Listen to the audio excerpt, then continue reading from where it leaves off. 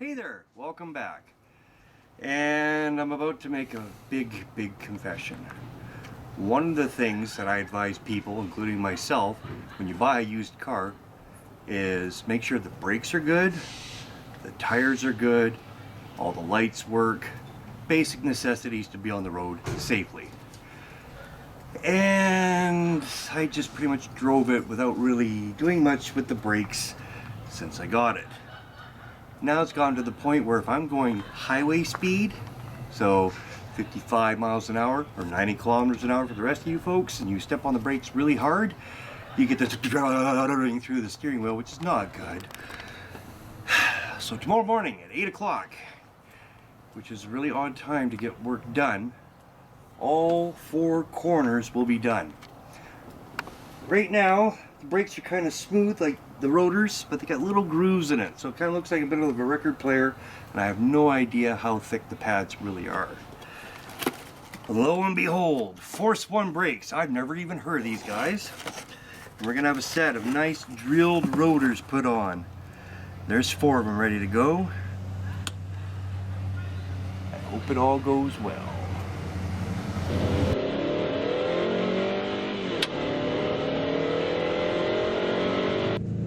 Well, here we are, almost 20 to 8 in the morning, and I'm on my way to the shop, which should take about 15 minutes according to Google Maps. Pardon the half bleached out face, but I'm driving into the morning sun, and it's a little hard on the eyeballs, so it doesn't do much for the shot that you're watching right now. This will be the second time I've gone to the shop because I just don't have the time or the tools to do the work myself. However, I'm not saying that this is totally a paid-for project. There are some things around that I have done. Was this. This is how I got it. Now, unfortunately, I will need a tool, a Phillips screwdriver, and I got 4 screws to undo to replace this with the new one. And there you have it. Wasn't that just dry? But it got done. So there will be another goal.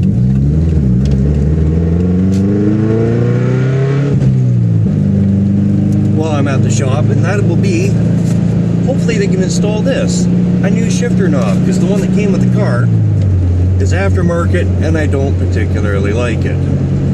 That's a ball shifter. It should be a lot nicer because I shift with my hand like this, not like holding a broomstick. We'll find out. Obviously arrived safe and sound at Four Function Autosports, where the Subaru is waiting to get fixed. In the meantime, what do we got? Well, we have a very nice Mark III Supra. Did I just call this a Supra again? Subaru, whatever, you get the idea. A nice clean Mazda FD RX-7. Nah, it's an old Chevy truck. I'm guessing a Golf? A Jetta. Ah, those front ends. Ooh, what's hiding in the fence?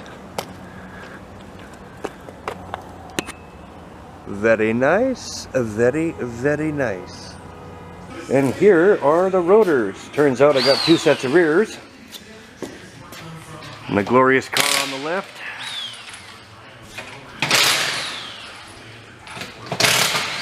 Yeah, those rear brakes need to come off now. Those are the old pads. Unreal that I've been trusting these to stop and save my life.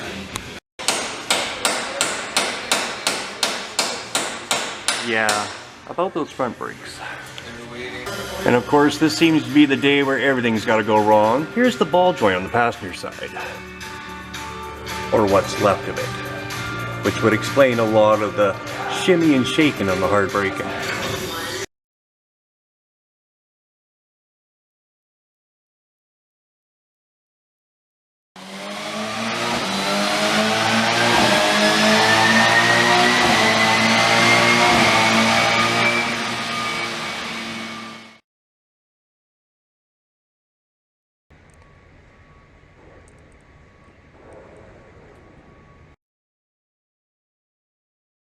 So the question of the minute is this. would you take this perfectly fine, modified, streetable Nissan R32? And yes, it's a real GTR. Or this race spec Boxster with the hardtop. What really gets me is this out of the way, nonchalant looking shop has a car like this that can compete on a circuit. I am impressed.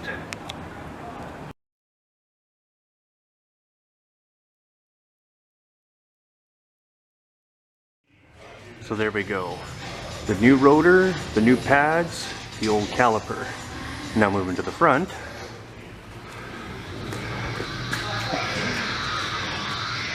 We got the new rotor, the new pad, and a new caliper, because that's how life goes.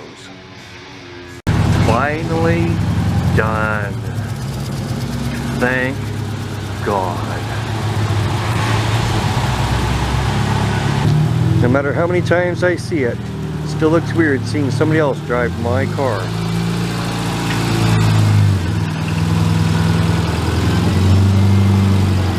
Especially with such skill. Bye! Well, once again, I'm dark, but I'm driving. It's 5 to 1 in the afternoon. So that is almost 5 hours at the shop.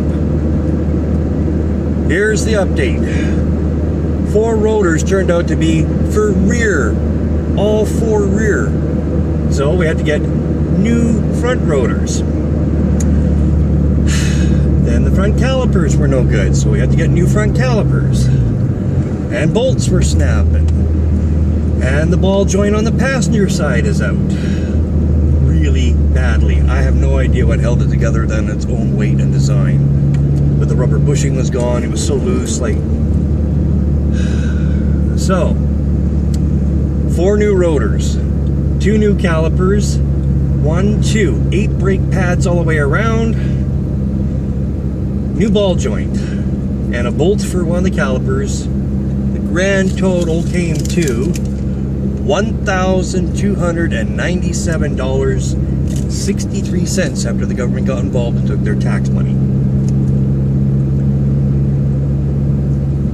But hey, they installed the new shifter. Here's the old one. And the quality of it's a little much to be desired. But it's a ball shifter, and I do like it so far.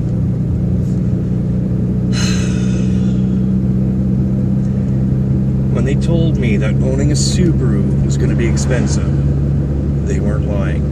And we have a 21-year-old Subaru that's gone through I don't know how many owners. But now it's mine. And ooh, does it stop nice. So there we go. Aside from the really bad lighting quality that you see right now, I hope you enjoyed it. Like, subscribe, comment below. Thanks for watching, and until next time, take care.